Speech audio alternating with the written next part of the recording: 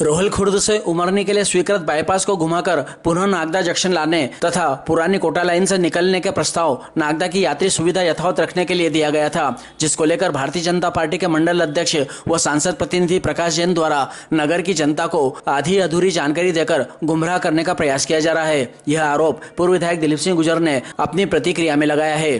पूर्व विधायक गुर्जर ने कहा कि भाजपा नेताओं को नागदा की जनता को स्पष्ट रूप से बताना चाहिए कि भाटीसुड़ा रोहल खुर्द बाईपास बनने के बाद नागदा जंक्शन की रेल यात्री सुविधाएं यथावत रहेगी या नहीं। नागदा की जनता को यह जानने का पूरा अधिकार है कि उज्जैन कोटा मार्ग पर चलने वाली उन 43 दैनिक एवं साप्ताहिक यात्री ट्रेनों का नागदा में स्टॉपेज रहेगा या नहीं, जिनका इंजन बदलने के लिए वर्तमान में नागदा में ठहराव होता है। पूर्व विधायक गुर्जर ने कहा कि प्राप्त जानकारी के अनुसार इंजन बदलने में लगने वाले समय को बचाने के उद्देश्य से रेलवे द्वारा भाटीसुड़ा और रोहल खुर्द बाईपास को स्वीकृति दी गई है तथा इसे लगभग 18 महीने में पूरा करने का लक्ष्य बताया जा रहा है। ऐसे में भाजपा सांसद, विधायक और स्थानीय भाजपा नेता यह स्पष्ट करे कि बाईपास बनने के बाद इन यात्री ट्रेनों का नागदा में ठहराव किस प्रकार यथावत रखा जाएगा। पूर्व विधायक गुर्जर ने कहा कि हमने हमेशा नागदा के हितों के लिए आवाज उठाई है। वोटों की हार जीत की राजनीति भारतीय जनता पार्टी के लोग करते हैं। नागदा जिला बनाने के लिए उद्योग का विरोध भी सहन किया है, नुकसान भी उठाया है, परंतु जनहित में हम कभी पीछे नहीं हटे और न हटेंगे। परंतु भाजपा नेता हमेशा नागदा जिला बनाने के मुद्दे पर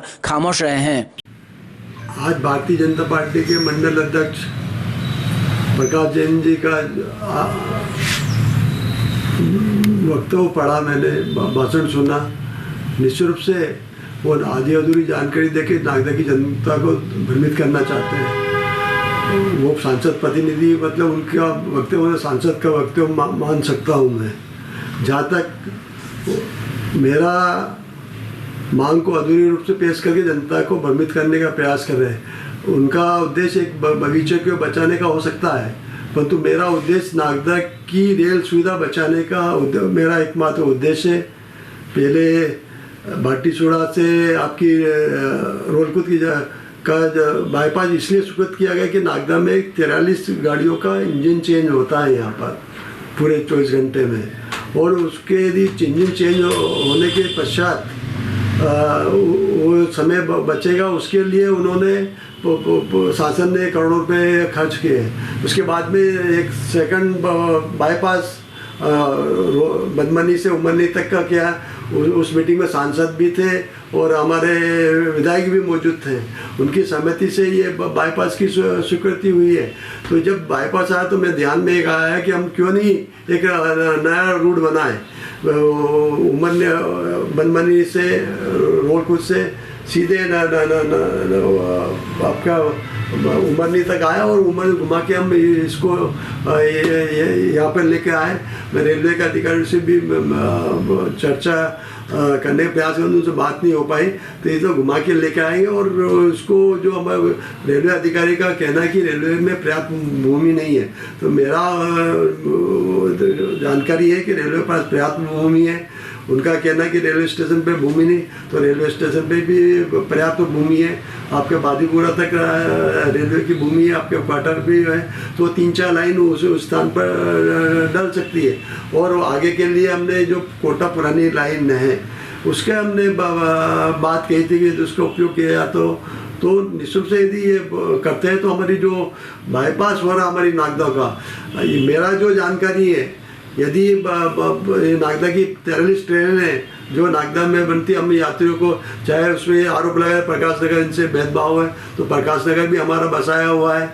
वो प्रकाश गार्डन में भी 15 फीट की पूरी पट्टी हमारी है। और उन बातों पे नहीं जाते हुए मैं इतना बताना चाहूँ, 43 गाड़ियाँ, जो मेरी जानकारी के 43 गाड़ियों का स्टॉपेज रेलवे के ऊपर डिपेंड है कि वो भाटीसुड़ा में स्टॉपेज दे या नहीं दे, क्योंकि बड़ी गाड़ियाँ हैं तो देगी नहीं।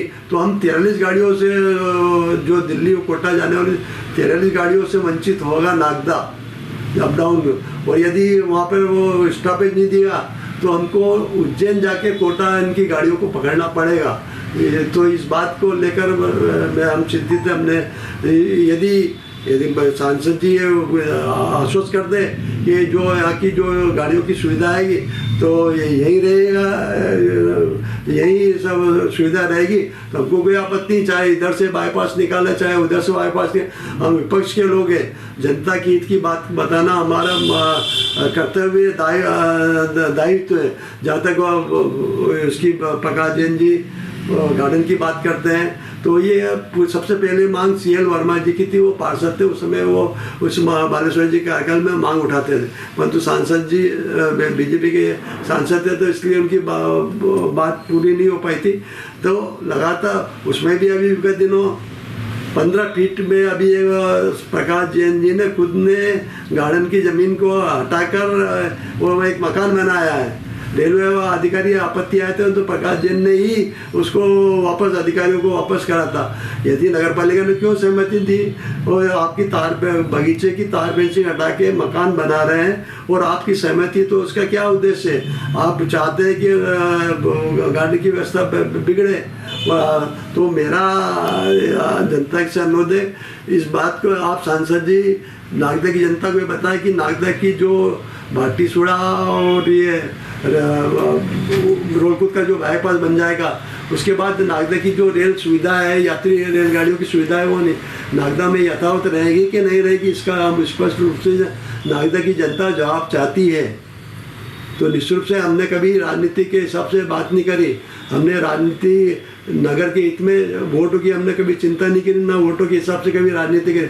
हमने लगातार जिले की मांग उठा के उद्योग का विरोध किया है, परंतु भारतीय जनता पार्टी ने कभी उद्योग के विरोध में जाकर नागदा जिला बनाने की बात नहीं कही है।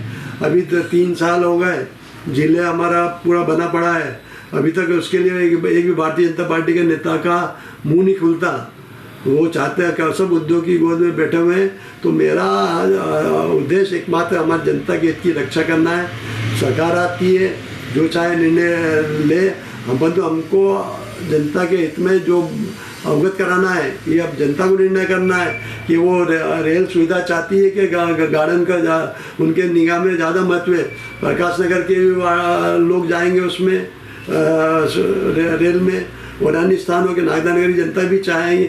यदि उनको लगता है हम गार्डन में घूमने से हम उज्जैन जाके रेल पकड़ लेंगे तो बहुत अच्छी बात है, यदि सबकी ये सुविधा है तो मेरा अनुरोध है प्रकाश जी जैन साहब, आपका पेट कहाँ दुख रहा है, परंतु आप सर दर्द अभी विधानसभा में आपकी ब्लीचिंग पाउडर, वो गंदे पानी का मामला, ये सब मामले उठे थे, परंतु विधानसभा स्थगित हो गई। नहीं तो उसका दर्द है आपको कि खरीदारी में कितना भ्रष्टाचार हुआ, कितनी जांच, उसका दर्द है आपको। उसका मेन तो गार्डन का दर्द नहीं है आपको, उसका मेन दर्द है।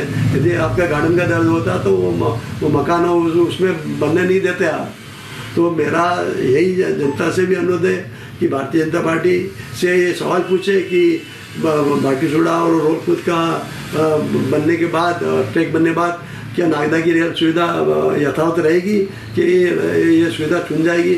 हमको कोटा जाना हो तो कभी उज्जैन से ट्रेन पकड़ना पड़ेगी कि और अन्य स्थानों पर जाने के लिए कहाँ से व्यवस्था हमारी? यदि रेलवे ने भाटीसुड़ा में स्टॉपेज नहीं दिया तो निश्चित रूप से हमारी एक बहुत बड़ी रेल सुविधा छीनेगी, साथ साथ नागदा जंक्शन का तनख्वाह भी हमसे छीनेगा और हमारा नागदा का व्यापार व्यवसाय भी प्रभावित होगा। ये लड़ाई में गार्डन की बात नहीं कर रहा, मैं पूरे नगर के हित की बात लड़ाई लड़ रहा हूँ। इसमें सफलता नहीं मिलना कितनी मिलती है जरूरी नहीं, परंतु इन भारतीय जनता पार्टी के चेहरों को जनता के सामने लाना जरूरी है। इसलिए सब बुखलाए हुए हैं कि ये मांग क्यों उठा रहे हैं, ये बात क्यों कर रहे हैं। जहाँ तक लेंस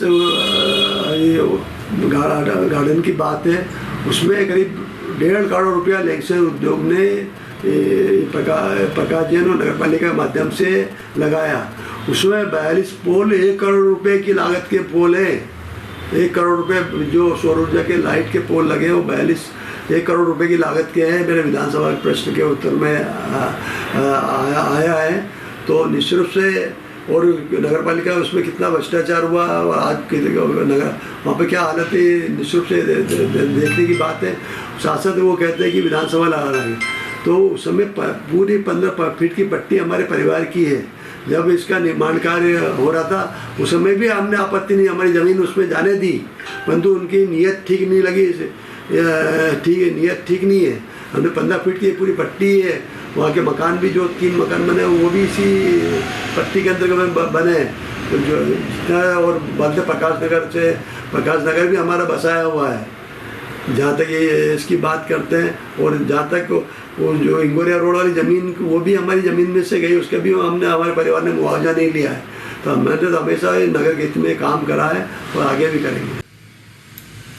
विधायक जी, अगर वो कह रहे हैं कि वहाँ से नहीं निकलना चाहिए, जिस प्रकार से कि प्रकाश नगर से निकलना, तो अगर रेलवे का तो प्रोजेक्ट है तो कहाँ से निकलना चाहिए? निश्चित रूप से यही बात हम कह रहे थे कि नागदा से जो हमारा विरोध है यही एक आपका रोल बनबनी जो है उसको रोल खुद से डायरेक्ट कर ले और सीधा उमरनी लेके घुमा के लेके आ जाए तो हमारे नागदा बाहर भी हो जाए।